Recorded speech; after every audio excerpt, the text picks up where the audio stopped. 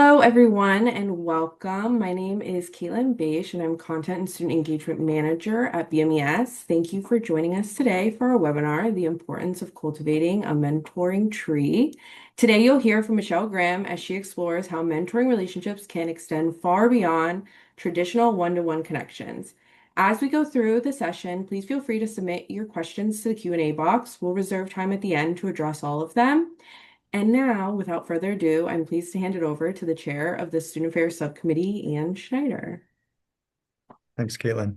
Well, it's my pleasure to introduce Michele Grimm. Professor Grimm is currently the Dean of the College of Nanotechnology, Science and Engineering at the University at Albany, SUNY. She moved there, I think, in 2022. So she's been there about 3 years after coming from a short stint at Michigan State as the Willinga Creative Engineering Endowed Professor of Mechanical Engineering and Biomedical Engineering. And before that, she was at Wayne State University for 25 plus years, I think. Dr. Grimm has received a lot of awards. She's a fellow of the American Society of Mechanical Engineers, Biomedical Engineering Society, and American Institute of Medical and Biological Engineering. She's also garnered a lot of, well, she does a lot of work through BMES with ABET, but she's also been recognized for mentoring, and that's kind of why we have her today. She's received two very nice awards: the Theo C. Pilkington Outstanding Educator Award from ASEE. And then I think this is more recently the Robert Naran Medal in Education and Mentorship for ASME. And this kind of culminated in a paper that she wrote on this idea of culturing a mentoring tree.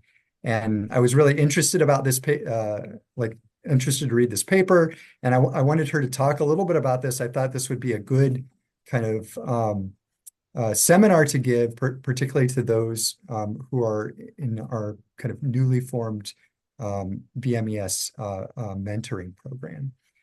And so I'm really excited to hear from Professor Grimm. And so I will just give her the mic and turn it over to her, and we'll listen to her seminar on mentoring. Great. Thanks, Ian. I appreciate that. Let's see whether sharing the screen worked. It looks like it has. So good afternoon, everybody. It really was that period of time 3 years ago when I guess it's a little more than 3 years ago now, almost 4, when I received the NARA medal, that I had an opportunity to really think about mentorship and what words of wisdom that I would be able to convey to an audience, because part of that medal ceremony is actually giving a presentation. And then I also had the opportunity to write an article for the Journal of Biomechanical Engineering that talked about those areas and what really was key to what I've found over the years in terms of mentorship. Somewhat amazing to me, and the statistic I think was from October, but when it comes to my imposter syndrome, it's always interesting to find what people download of my work, and it had been downloaded 85 times and cited at least once. So that I guess says something, that has been a paper of interest to people, which I greatly appreciate. And I also appreciate the invitation then that I've received to come and speak with you today about this and my experience. So we all learn as we go through our engineering education that networking is a very important part of our professional lives. And networking, very simply, is defined as the action or process of interacting with others to exchange information and develop professional or social contacts. And networking can be based on multiple one-to-one connections, or it can represent a more diffuse organization. And those connections can go beyond that first level acquaintance. That's how we grow our network and take advantage of it. While some networks persist for many years, the level of interaction is normally fairly superficial. Mentoring, on the other hand, is something that involves a deeper connection in my mind. And I looked up some definitions in the Oxford English Dictionary, and they did not really seem to capture my thoughts on what mentoring was. I looked a little deeper and found a website on the art of mentoring, and it defined mentoring in a broader sense and looking at the long-term relationship between a mentor and mentee. But I really still didn't think that covered what I felt was important when it comes to mentoring. So I then took it upon myself to come up with another definition that I think captures what I found over my career to be the definition of mentoring. And that is that it's an extended relationship of trust that is focused on professional and personal aspects of educational and professional development, and ideally includes mutual benefit. So there are many different types of mentors and many different types of mentor-mentee relationships, and all of them are important. Elders don't need to be individuals who are older than you, but they typically have had more experience in whatever field you're in. Peer mentors are those that are going through the same general experiences that you are. For instance, fellow students in your program, other faculty who joined the university around the same time you did. And so that can be fairly broad. To find mentors that look like you may require you to cast a larger net because there may not be any people like you in your company or department, but they can be very important to help you put your experience into context. And of course, if you seek mentorship yourself, it's important that you also serve as a mentor to those that are coming behind you. There is no single way to mentor, just as there's no single way to conduct research, to teach, or to solve a jigsaw puzzle. To confine ourselves to the correct way to approach this role can limit us. And it also takes some individuals, it may make some individuals decide that they don't want to be involved with mentorship. And so they just find that they're not cut out for that particular responsibility. In my experience, there are a number of actions by the mentor that are minimally present in a strong mentor-mentee relationship. In order to be a successful mentor and help my mentees meet their identified goals, I've found that the most important skill is to listen and to do so non-judgmentally. Choosing a different career direction or even deciding to halt graduate school before earning the PhD can be the right decision for our mentees. If our reaction to these possibilities is one that shuts down any discussion of the factors influencing their decision, we've failed in our role. Working to understand these factors, whether related to the mentee's personal life, self-perception of their abilities, or aspects of their intended or previously intended career path, is a key step in helping our mentee reach a decision that's right for them. In helping our mentees to negotiate the many opportunities that can present themselves, it's important that we be willing to get personal.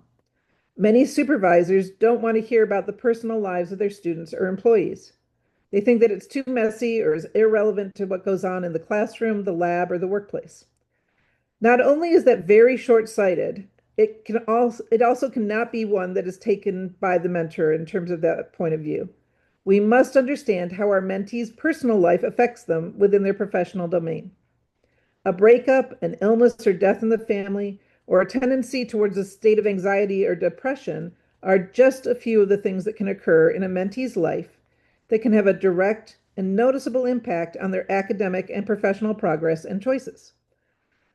We cannot help to identify ways to deal with challenges that result from an individual's personal life if we do not know what they are. Even the decision to apply for a new position is informed by the mentee's complete life circumstances. The differential experience that many of us had during the COVID pandemic is one example of this. My experience as an empty nester was completely different from those of my colleagues who had children at home. We've often been told not to ask personal questions because answers to them should not affect our decisions regarding hiring, promotion, or other school and job-related opportunities. But as mentors, we either have the opportunity to help our mentees work through those issues because we are not in a position to make those decisions, or we need to pledge to put that knowledge aside and not allow it to negatively impact our recommendations. The one thing we shouldn't do is put on blinders to any factors outside of the educational and professional life of our mentees. Often we hear that rules or policies have been established to maintain standards within our institution or field, or that practices are in place to avoid the impression of favoritism or negative bias. In many cases, these policies and practices are harmless to individuals who fit into the standard expectation for a student, faculty member, or employee at an institution. But often those same harmless rules may pose additional hurdles for individuals who have a different set of factors that inform their current experience. Just think back to a time, and this is still within my career span, when stopping the tenure clock after the birth of a child was not readily available to mothers.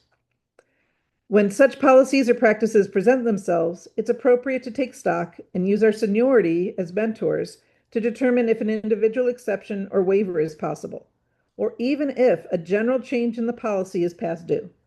Students or early career faculty will often not feel comfortable with pushing back themselves, and they may not have the experience to evaluate the situation objectively. My guiding principle on this front has always been to work towards the long-term best interests of a mentee, and that includes being willing to fight for them as an individual when they face hurdles that don't make any sense. We often acknowledge an understanding that outside groups judge the success of an educational program or department based on the accomplishments of its students or faculty. And we then use this framework to justify academic or professional standards. But not everyone who we mentor will be a 4.0 student or a researcher who publishes in Nature. As we mentor individuals with a range of capabilities, strengths, interests, and life experiences, it's important to realize two guiding principles. First, a top record by the numbers, such as the number of publications, dollars of funding, or GPA, is not necessarily the only set of criteria that should be used to evaluate someone for a position, a promotion, or an award. Some of the best real-world engineers that I've known, including some of my mentees, had a transcript that may not pass through the automatic screening process used in hiring nowadays. Identifying how to frame weaknesses or red flags and mitigate their impact is an important conversation to have with mentees. Second, when there are immovable criteria that must be met, it's a good time to have a conversation about educational and professional goals and how these might need to change. By asking questions before passing judgment, it's possible to lead a mentee through a process of self-evaluation that can point them in a new direction. If the mentee is adamant about pursuing their career path, then finding the appropriate opportunities for additional support or professional development to help them meet that goal and being honest with them about your assessment of their likelihood of success is an appropriate approach. We are generally brought up to expect that with a mentoring relationship, one individual, the mentee, will be the taker, while the other, the mentor, is the giver. And it's generally also assumed that the more senior individual, irrespective of how that's defined, will take on the role of mentor. However, I've had numerous mentoring relationships that are bidirectional, both of us benefiting from the different experiences that we've had. I have also found that many of my students have provided me with an increased insight based on their life experiences, even if neither of us would call me the mentee in that example. The most important thing is to be open to learning both as a mentor and a mentee. In addition, if you've developed a mentoring relationship to be one of mutual respect, then a mentee should feel comfortable in raising issues, concepts, or experiences with you that can be a source of education and personal growth. So those are some of the general guidance about being a successful mentor. But I titled this talk in my article about the concept of a mentoring tree. Why did I come up with that concept? In academia, your research family tree is often taken as an indication of your success as a faculty member and researcher. It connects you to all the students and postdocs that you've advised, and further on to the students and postdocs they have advised, and you can follow this for many generations. Some can be shown artistically, others much more conceptually. The image on the left is a tool that was presented at an information systems conference in 2020, but they rely on the idea that faculty success is identified because they've produced mini-me's, other academics that go on to work at research universities and have a similar career path. I don't feel that such an assessment is the only evidence of success as a faculty member. And it definitely does not illustrate what I feel is the impact that I've had over the last 30 years of my career. So I came up with the broader concept of a mentoring tree. I'm going to try to build my tree quickly today, but I want to step through the categories to show how it's been built over my career. First, the trunk represents you, the central portion of the tree that's connected to the rest of the structures. The roots represent mentors that provide you with the foundation for your education and professional growth. They are also very important in helping you to withstand outside forces that may otherwise act to derail your career path. While you may not feel that you can give much back to your root mentors, hopefully they were or will be open to learning from you. The branches represent individuals who may be both mentors and mentees at various points in time. Typically, these are individuals where there is clear mutual benefit in the relationship. They allow you to expand your impact and reach, which may introduce you to other mentors. And the leaves represent the mentees that you are going to release into the world. Those students or early career faculty members for whom your impact may not be directly identifiable. So I can trace my mentoring tree back to middle school and high school, and then to both formal mentors and peers from my days at Hopkins. These are individuals that I've kept in touch with throughout my career and who have served as sounding boards for years after graduation. Similarly, from Penn, I continue to have strong relationships with colleagues that I teamed up with as we battled through the program, as well as Susan Margulies. Believe it or not, Susan was the first woman faculty in any of the engineering departments that I was associated with, and she immediately became a mentor. Whoops. There we go. For all the women students in bioengineering at Penn when she joined the faculty just before I graduated, and she remains a mentor to this day. When I got to Wayne State in 1994, I had the opportunity to start the graduate program in BME in 1998. And two of the first graduates have transitioned from being mentees to mentors as they advanced in their careers. To this point, I was often the only woman in a particular room within my professional life. In 2006, Wayne State University established a chapter of the ACE Women's Network, a subgroup of the American Council on Education. When the group first met at a local restaurant, I had an epiphany.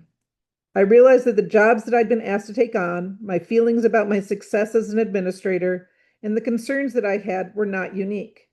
I now had a group of women to talk to that were in positions of leadership and had worked their way up through the ranks. The benefits that I found through this mentoring group really came down to the fact that I was able to talk with other women leaders and find out that my feelings and experiences were not unique, and I really wasn't losing my mind. The women that I got to know better through the ACE network acted like fertilizer to my mentoring tree, allowing all of the relationships that I'd been developing to flourish and serving as a source of continued support anytime things got tough. Throughout this time, I, of course, was mentoring my graduate students in MS and PhD programs. My students have all gone into industry, research institutions, or undergraduate-focused universities, and I work to help each of them identify opportunities to make those next steps. So again, why is mentoring so important? Because have more experience and knowledge about the possibilities that exist for next steps or directions. An undergraduate who does research with you may not realize that graduate school is a real option for them. And a PhD student who would rather stay in their cubicle than talk to people may not recognize that industry may provide them a more suitable professional path than academia. Mentoring groups are definitely not limited to our own institutions. However, the ASME BED Women's Network was established in 2007. The network has had tremendous success in identifying and nominating women for leadership positions and recognition. And the women pictured are ones that I have for many years felt comfortable with reaching out to, commiserating with about frustrations, and brainstorming about solutions to challenges that we might face. As we mentor each other within the network, this relationship grows. Elate is a formal year-long fellowship program that supports women who are already in or looking to enter leadership positions in academia. Two of the women from my cohort took big steps in their careers soon after we completed the Elates program. and have continued to serve as sounding boards and sources of advice to this day, as well as reference letters, which is a very important well to be able to tap when needed. These are just two examples of external groups that can provide mentorship as well as professional and emotional support as we go through our careers, especially if they are in environments where we can share without fear of judgment or gossip.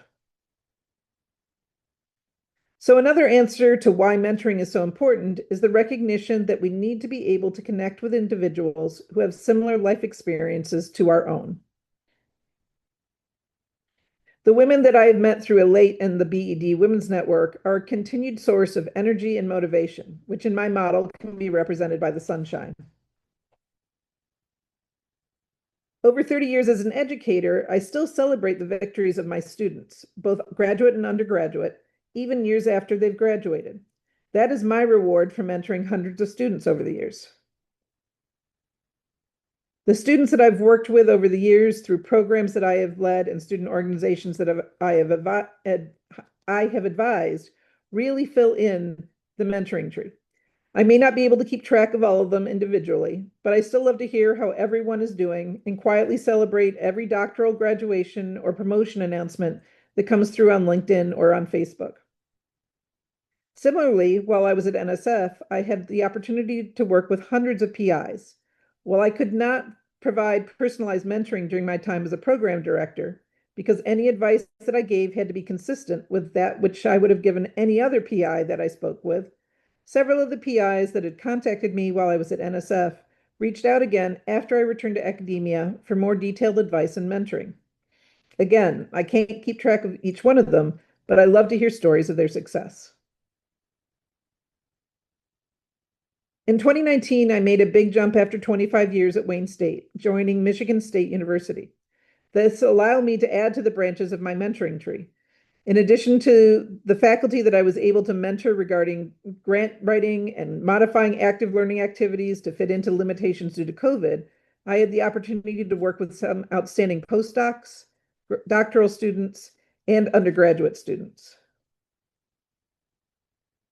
I had the honor of being given the opportunity in 2022 to join the University at Albany as the second dean of the Engineering College, which was founded in 2016 and was just starting to develop its engineering programs. Less than a year after I arrived, we added our largest department of 30 faculty. They re-affiliated with UAlbany after 10 years away due to political machinations, and we renamed the college. We are continuing to grow, add departments and programs, open new buildings, and all of that in the way that I support the faculty, staff, and students of the college and others within the university who reach out to me as a mentor is built on the mentoring tree that I've developed throughout my education and career. It's a completely new perspective where it's my responsibility to build the environment and programs that support the success of about 100 faculty and staff members and 1,400 students. And I rely on the lessons that I've learned from my mentors and mentees throughout my career to give me the ideas, leadership, and experience to meet those goals. So as you think about building your mentoring tree, what might you consider? No single individual is likely to be able to provide you mentorship in all areas of your interest or responsibilities. A mentor who's supporting your growth and research may not be the best mentor as you work to excel as a teacher. An empty nester may not have the current perspective to help you develop a plan for juggling your professional and family responsibilities. Mentors do not need to be just from your department. Look across your company or university, look to other institutions, and recognize that your mentors will change throughout your life and career. Take advantage of your relationships with your mentees to learn about different cultures, perspectives, areas of science, and experiences. Even if we are the elders, we can still benefit from a mentor-mentee relationship. Celebrate, but do not take credit for the success of your mentees. They will also give you energy as your career advances. And whether regularly or at least on the occasion of assessing both opportunities and successes or failures, take the time to reflect. This can help you identify new directions, new mentors, and even a reason to regroup and go back to a previous role. Don't go through your career or your life on autopilot. You will miss out on so much. Finally, I would like to be able to share some lessons that I hope that I've conveyed to my past mentees, and these center around making your life what you would like. First, pursue your own dreams, not those of others. Don't feel like you need to fit into a certain role to match what your advisor or mentor has done. Two, celebrate the successes most important to you, not those that others value. This is sometimes difficult when we hear from our bosses what they think is important, but often you can really find reason to celebrate things that are most important to you, even if they aren't necessarily seen as immediate resume or CV builders. Be open to new challenges, new ideas, and new perspectives. Make a decision based on the best information available and don't second guess yourself. If you need to then regroup and go back to a previous opportunity, that's fine. But you need to make that decision and feel like that decision was based on the right information at that time. Never say, oh, I shouldn't have done something, but you usually can retreat and start again in a different direction. And finally, never forget to pay it forward. As all of us have hopefully experienced good mentorship in our careers, we need to make sure that we're doing the same for those who come behind us. And with that, I hope this has been fairly interesting, and I'd be happy to take any questions anybody has.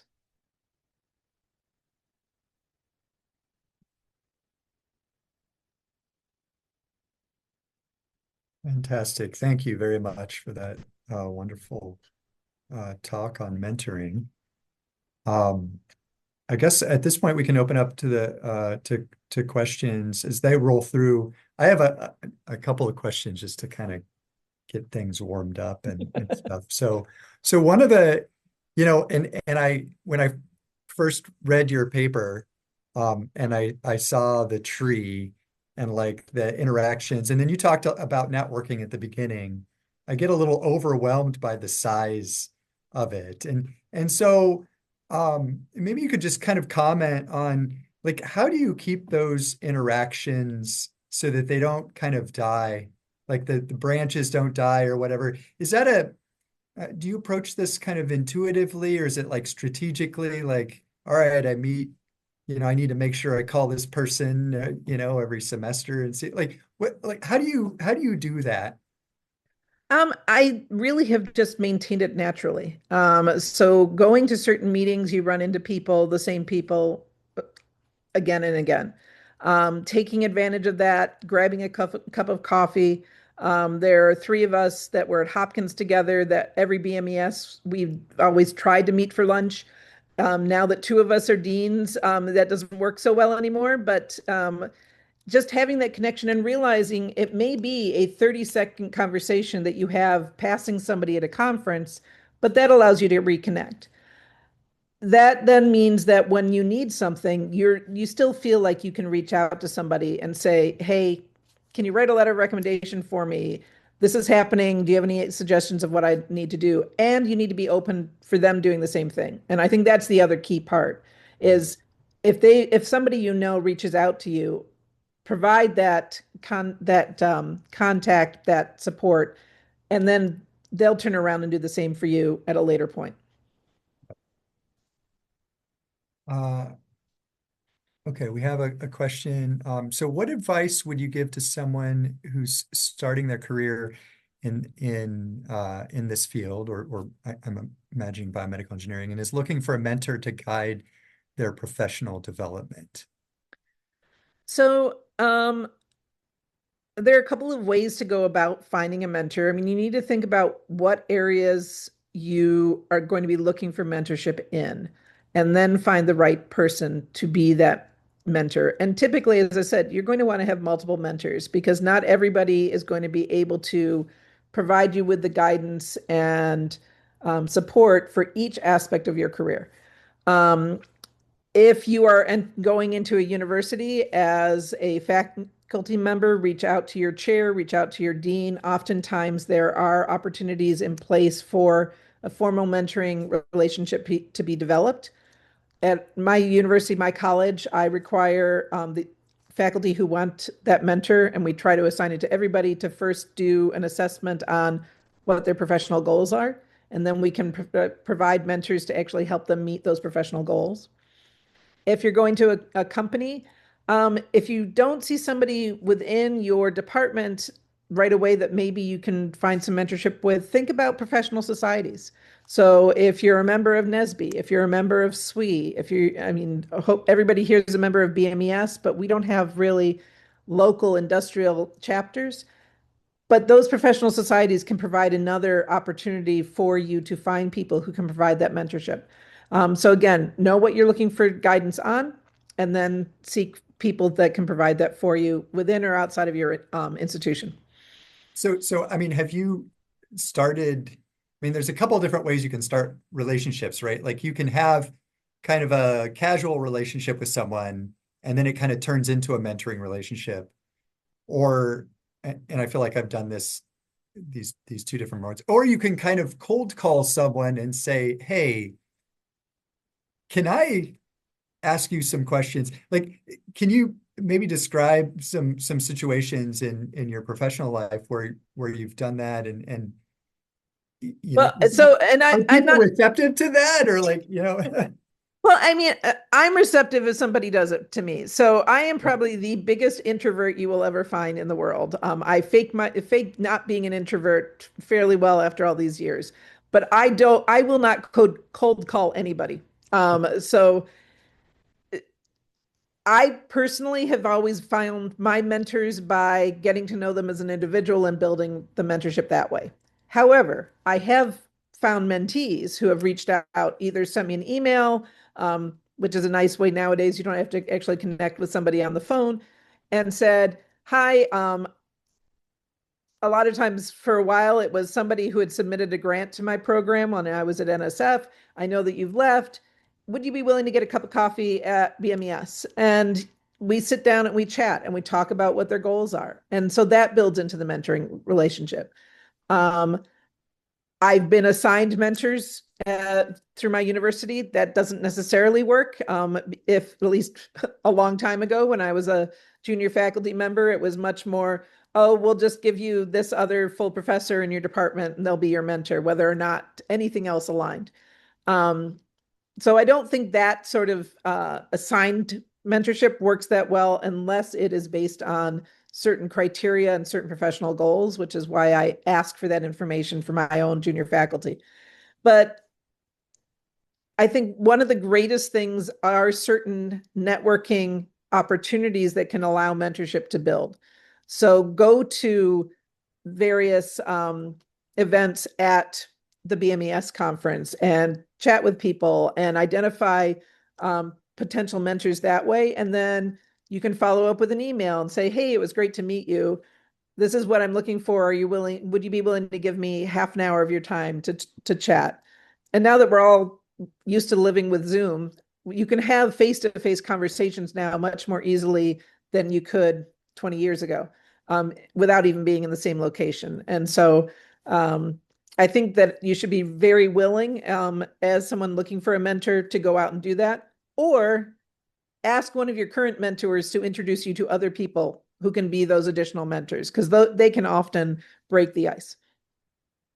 yeah, it's interesting. You were just talking about assigned mentors, and there was a question that came up about this, commenting, and the question's kind of like, you know, assigned mentors frequently don't seem to be very effective. And kind of the question is like, how do you break out of that? And maybe from like kind of put on your administrator hat or something and say like, if there's,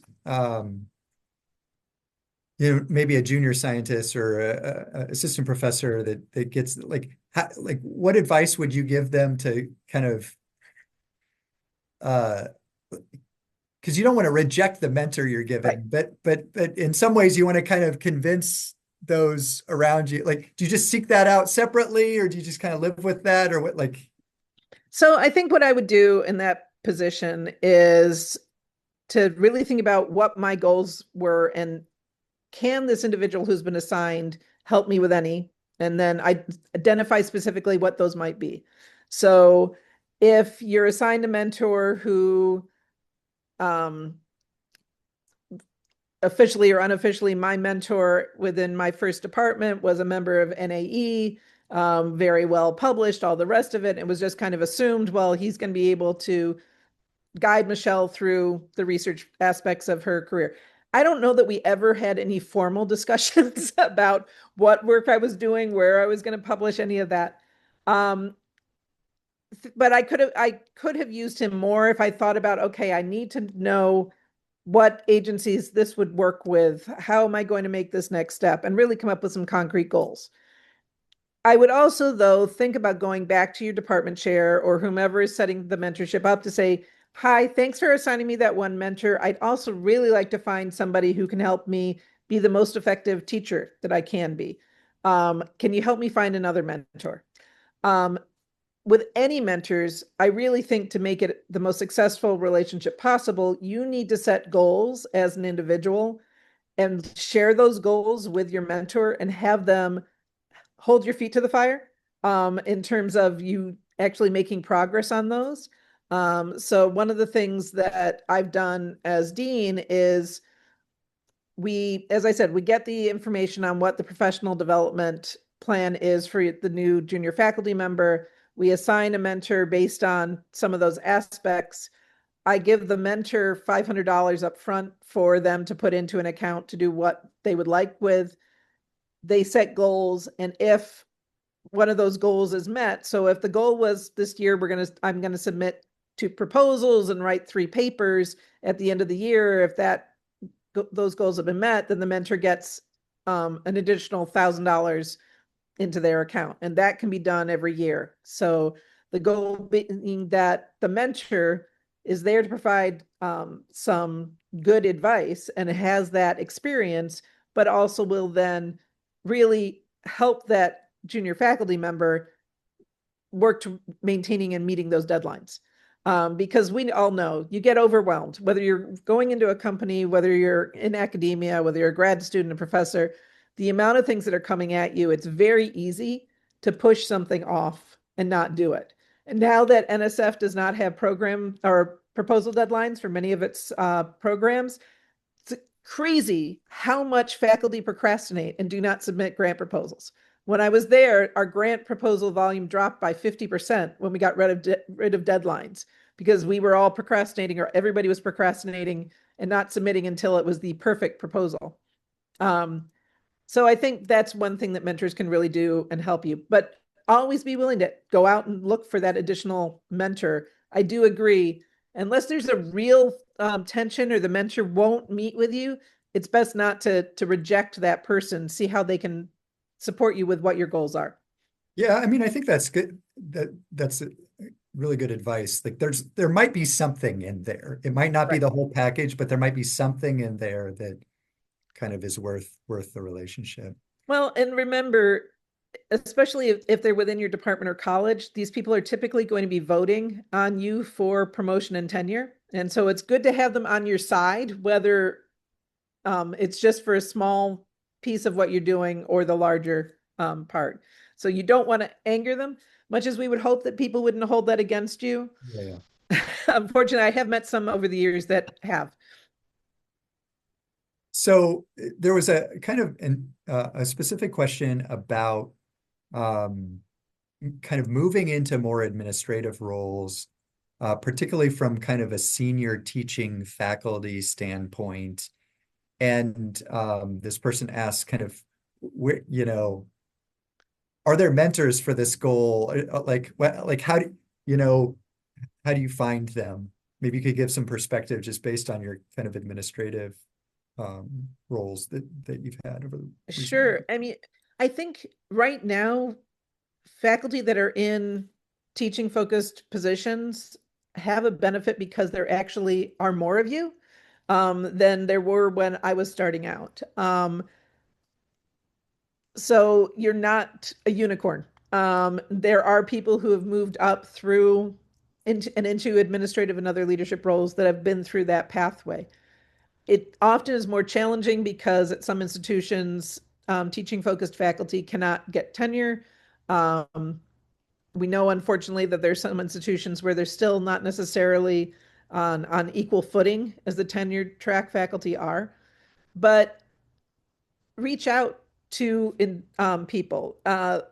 Get involved with ASEE, with BMES and the education aspects we have there. You will meet a lot of people who have been through that, and many of whom who have moved into leadership roles. So uh, I know quite a few who are in associate dean positions. I'm not sure that anybody who's been through that and made it to a dean position yet at an R1 university, because, like it or not, they still look at your research portfolio whenever you're going up for a position of a dean. I managed to fake it enough that they were willing to hire me at Albany. But so I think, unfortunately, that there will be some things that are not within the realm of likelihood, but I've seen teaching focused people move into vice provost positions where they are focused on student success. So there are a lot of opportunities there, and it's just a question of talking with individuals. And I promise you, people who are in leadership roles generally are very willing to talk about how they got there and provide advice to people who are coming behind us. See what, um, yeah, I think you touched on, well, you did touch on this, but maybe you could, for those who are beginning careers in biomedical engineering, what qualities do you consider essential for building an effective mentoring relationship? I mean, I think the first thing and most important thing as the mentor is to listen. And the second one is to allow your mentor to go in a different direction than you did and not feel slighted by that. So we are not trying to just develop people that follow the exact path that we have. I think there's been more understanding of that in the general academy more recently, and with postdoc mentoring plans and now doctoral student mentoring plans, the idea that we should not just be trying to produce somebody who follows us into academia, I think is well understood, that there are different opportunities and options. So I think those are the two key things. As the mentee, you need to be willing to put the effort in to have the meetings. Um, don't just assume your mentor is going to be the one that's driving when you get together. And if they don't reach out, they're not interested. Many times people are very busy, and even if they are interested, it may just not be percolating up to the top of the to-do list in order to do that. So as a mentee, be willing to reach out. As a mentee, think about what you need, what you're hoping to achieve through this relationship, what advice you need, have some questions lined up. And maybe you don't get through all of them, and maybe you go off on a different direction as you're chatting with your mentor. That's fine. But you want to go into any meetings that you have with some intended outcome. Otherwise, you may just sit there and stare at each other over a cup of coffee for an hour. And that, again, is not very beneficial. So I think those would be the things on the two sides that I feel would best develop that mentoring relationship. Yeah, I mean, when you were talking and you're mentioning, the things, non-judgmental listening, and then also honesty, right? Right. Like those two things I feel like are like really resonate with me and are something like when you sit down with someone, right? You want them to not like blow you off or judge kind of your intentions or whatever, but you also don't want them to just kind of feed you a bunch of right, a Right. bunch of And garbage and and it's tough as a mentor. You don't want to crush somebody's goals, yeah. but you also need to be honest about what they're likely to be able to achieve. Um, I mean, I've had students over the years, as I said, I haven't had any students follow me into direct students that I was their primary advisor follow me into academia. I've had students that I was on their committee and that I mentored that did, but not any of my own PhD students. That never bothered me. But I had a student at one point that I wasn't so sure was going to succeed, but when they went through and they graduated and they ended up in a position that they are excelling at. And so don't just as a mentor, don't just say, nope, you're not going to make it. Try to figure out ways that people can find those opportunities where they're going to succeed, where they're going to excel. And so be honest, but also don't be mean. And the idea is to be supportive. And if somebody is then going to need to maybe shift directions, then be supportive of that and help them do that rather than just coming along and saying, nope, you're not going to succeed, so there's no point. So we have another question. This must be really on people's minds. We have another question associated with kind of, um, where the responsibility is and assigned mentors. So the question is like, how do you envision the kind of department's role in providing mentoring to a faculty member and kind of balancing that with like growing your own tree and stuff like that? Um, maybe you could talk about your experience as an administrator, how you maybe support. Do you support both of those? Like what? Oh, absolutely. I mean, first of all, hopefully, whatever department you're joining, whatever school or college you're joining, has some sort of mentorship program outlined somehow. Some do it better than others. I'm not saying my format is the best. I've spent a long career at places that really didn't have anything formal, and you just kind of flounder and hope that you find your mentor. So I think nowadays it's recognized that we really need to provide that framework to help people find that mentor. But I've also never met a department chair who would be upset for somebody to go out and find a mentor themselves, or reach across to another department. Um, Hopefully, most department chairs, if you went into their office and said, "Hey, I'm looking for a mentor to help me with X outreach that I know I need to develop because before I submit my career proposal, and I really want to figure out how to do that and do it well." Hopefully they will then sit down and say, okay, let's figure out who here or who at another university has that experience, and I'll put you in contact with them. Um, and that may also include with that department chair reaching out to their own colleagues and saying, hey, anybody have someone who is a star in this particular area who would be willing to take on a mentee? Because not our own networks may not actually include the type of person you're looking for every faculty member under your umbrella. Um, but no, I think both things work. As somebody looking for faculty positions, it's a reasonable question to ask the chair of the department you're interviewing with, what sort of mentorship program do you have? Um, if you're interviewing with the dean as well, ask them, because that's a good piece of information to know whether or not the system is going to be there to help support your growth. And that's so important. That first 6 years as a faculty member is some of the highest intensity that you will go through because it's got a time clock, probably a stricter time clock than any other point in your career.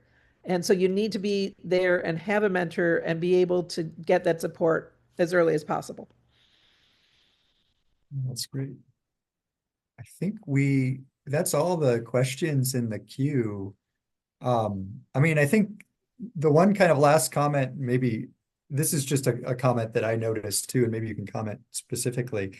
Like, well, you demonstrated it. As you go through, mentors come in and come out of your life, and as you move to different positions and stuff, and so that's very dynamic. And I think there shouldn't, my sense is, and maybe you could correct me, my sense is there shouldn't be any kind of worry about that, right? Like oh, we're taking this mentor, like I'm kind of winding down with this interaction just naturally or whatever. There shouldn't be any worry about that. And partly the reason that I ask is like the way in which this mentoring program is working in BMES is we're really trying to facilitate these interactions. We go through this kind of year process.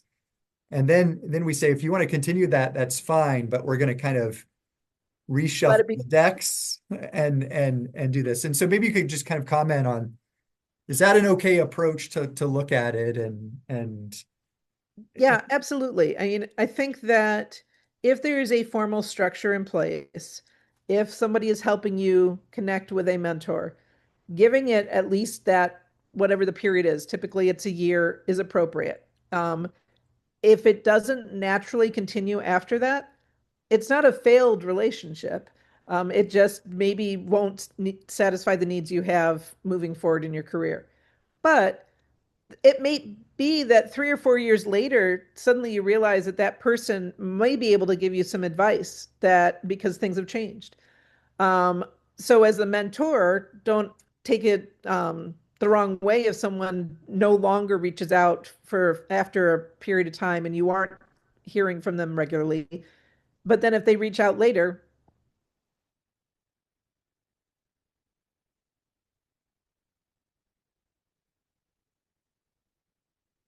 That might be our cue. I think Michelle is she frozen on everybody's? Um,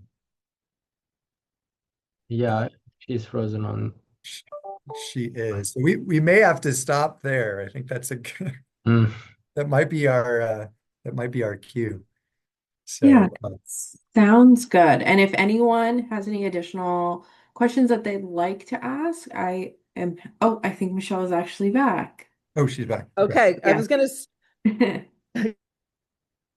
Oh, No.